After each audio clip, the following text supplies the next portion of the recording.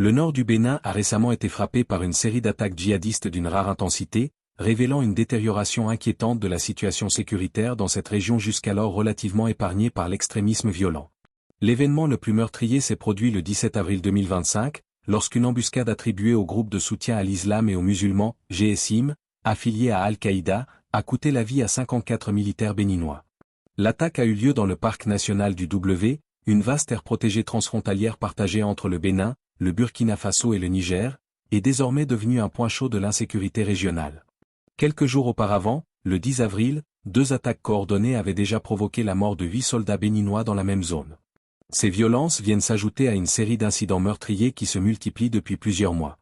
En juillet 2024, une autre attaque dans ce même parc avait entraîné la mort de 5 rangers de l'ONG African Parks et de 7 militaires béninois. Ces événements montrent que le parc national du W, autrefois sanctuaire de biodiversité et lieu de coopération régionale pour la conservation, est désormais un théâtre actif d'affrontements armés.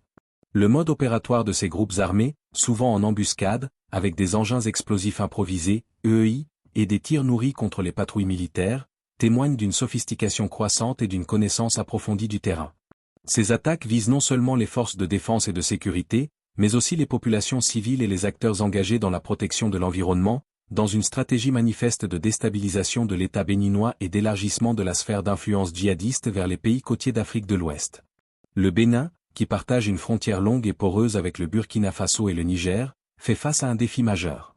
L'insécurité transfrontalière s'étend désormais à ces régions septentrionales, notamment dans les départements de l'Atakora et de la Liborie. Face à cette menace, les autorités béninoises ont renforcé la présence militaire et les opérations de sécurisation, mais ces mesures peinent à enrayer la dynamique violente à l'œuvre.